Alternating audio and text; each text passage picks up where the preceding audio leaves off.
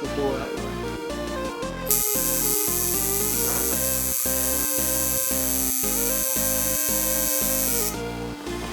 Yeah, it kind of hurts.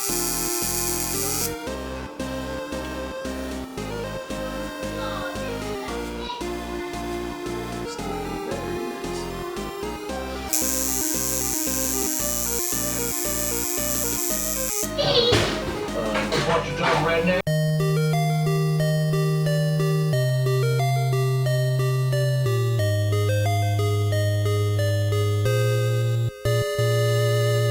How's it going, everybody? Wayne here.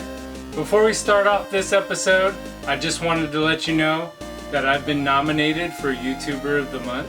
So there's a link for that in the description below, so please go check that out and vote for whoever you think deserves to win the YouTuber of the Month for June. I'll probably make a second video for YouTuber of the Month. However, I've been really bad about getting a video out this month, so I just wanted to push the information out there now. So again, please go check out that video and vote for who you think should win. But for now, we got 6 games that we'll be adding to the collection. Let's check them out. And the first game that we have up is Force Gemeni. Force Gemeni was developed and published by Rare, releasing for the N64 in 1999. Force Gemeni is a third-person shooter. You play the game using different characters. You start off the game playing as Juno. In later levels you play as Luna, a female character, and then Lupus the dog. Each character has their own abilities, and you'll need to switch between them to beat the game. The goal of the game is to rescue all the tribals found hidden throughout the levels. If you exit a level without rescuing them all, you'll have to start over. Some tribals require certain characters to get to them. The game is a lot of fun. The controls and graphics are good. There are lots of weapons you can acquire along the way, which are really fun to use. Force Gemeni is fairly challenging with tons of enemies that can swarm you at a moment's notice. You'll have to take note of where health is located and run back to get it to survive the levels. Force Gemeni is a lot of fun and worth checking out if you're looking for a challenge. Force Gemeni is game number 241 for the collection, and it cost me $22 shipped, bringing our total up to $11,487 for the N64 library. Next up, a fishing game, Bassmasters 2000. Bassmasters 2000 was developed by Mass Media and published by THQ. It was casted onto store shelves in 1999. Bassmasters 2000 is a fishing simulation game. It offers multiplayer and different ways to play the game. There is a casting game where you can practice casting your lure into rings. Each ring gives you points. Score enough points and you can earn more time. There is also a speed fishing game where the goal is to catch as many fish as you can in a time limit. Catching enough fish also increases your time limit. Finally, you have the main game where your goal is to catch the heaviest weight throughout the day. I found Bassmasters 2000 to be a realistic simulation game. The fish are where you expect them to be if you were actually fishing. The controls are good. Use the stick to cast, A and B to reel the lure in, and the D-pad operates the trolling motor. The visuals are okay, but there is a lot of fog in the game. If I chose a fishing game on the N64, I'd pick Bassmasters 2000 over Bass Hunter 64. Bassmasters 2000 is game number 242 for the collection, and it cost me $28 shipped, bringing our total up to $11,515 for the N64 Complete in Box library. Next up, a racing game, Penny Racers. Penny Racers was developed by Locomotive Games and published by THQ. It released for the N64 in 1999. Penny Racers, known in Japan as Korokyu, is a cartoon racing game for the 64.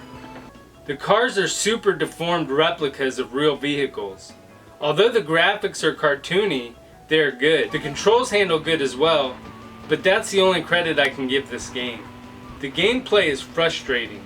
The cars feel extremely slow, and they bounce all over the track like a pinball.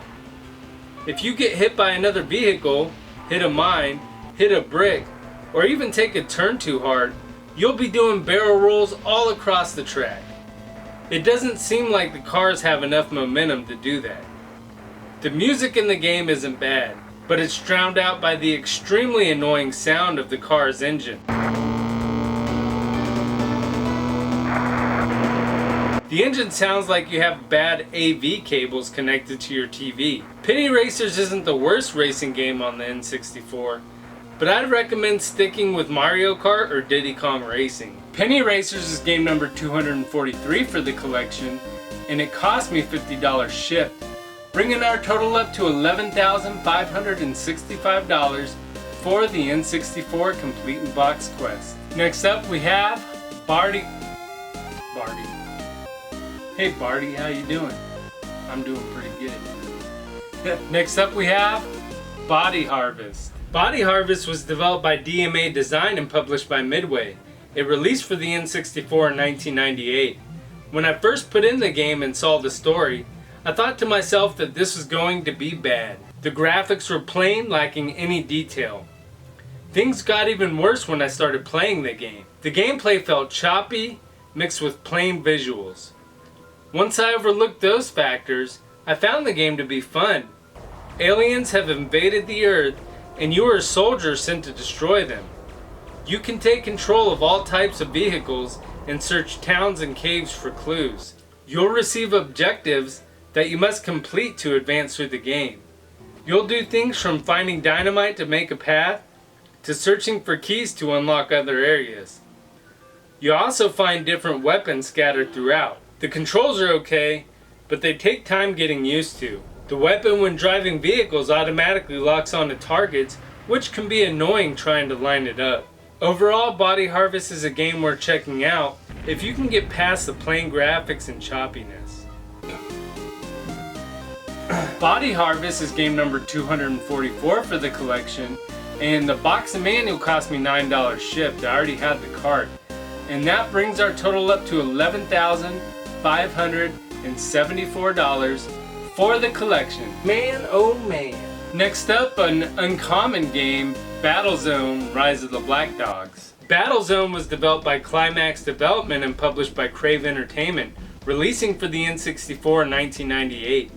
Battlezone is a first-person shooter where you are a soldier in the Space Defense Force. You start off the game as an American, Soviet, or Black Dog. Each choice will give you a different experience. No matter which one you choose, you'll start off in a tank on the moon. The mission is to destroy all alien tanks in each level. The C buttons operate the forward, reverse, left, and right movement of the tank, where the stick controls your weapon. In each level you can find blue power-ups, which give you weapons and ammo, and green power-ups which give you health. If your tank blows up, it will eject you, and you are extremely vulnerable. And you are extremely vulnerable.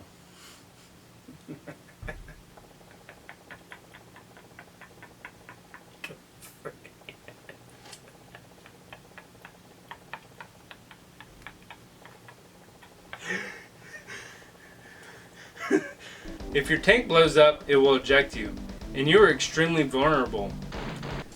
However, you can use a sniper rifle to take out enemy pilots, which are represented by squares, and steal their vehicle. The controls are very sensitive, especially when operating the weapons. The graphics are okay, but they are bland, and the game experiences the notorious N64 fog. The sound in the game is monotonous music and weak sound effects. However, the gameplay is decent, and it's fun to run around stealing other vehicles. Battlezone: Rise of the Black Dogs is worth checking out if you're looking for a different experience. Battlezone: Rise of the Black Dogs is game number 245 for the collection, and it cost me $80 shipped, bringing our total up to $11,654 for the N64 library. And finally, we have the original to a sequel we've already covered, and that game is Rampage World Tour. Rampage World Tour was developed by Sapphire Corporation and published by Midway, releasing for the N64 in 1997. Just like Rampage 2, which we've already covered, Rampage is a mindless destruction game where you take control of George, Lizzie, or Ralph and try to destroy cities. While playing as one of these monsters, you'll be getting shot at by helicopters, dynamite thrown at you, police chasing you, and all kinds of other chaos. There is really no strategy except to do your best to avoid damage and destroy as many buildings and eat as many people as you can. The game feels identical to the sequel. The exact same moves are here as in the second one. Jump on top of buildings and make them collapse, or punch and kick them from the side. The graphics are actually pretty good. The controls are good as well. The gameplay is monotonous after a short while though. Rampage can be fun in spurts, but it gets old quick. If you're looking for a few minutes of mindless building bashing fun, Rampage might be the game you're looking for. 246, 38, 11, 619. Rampage World Tour is game number 246 for the collection, and it cost me $38 shipped, bringing our total up to $11,692 for the collection. Next up, I got a Quake 2 manual, which was $14, and a Mike Piazza Strike Zone manual, which was $8, and that brings our total up to $11,714 for the N64 Complete in Box Quest. Let's get these games on the shelf.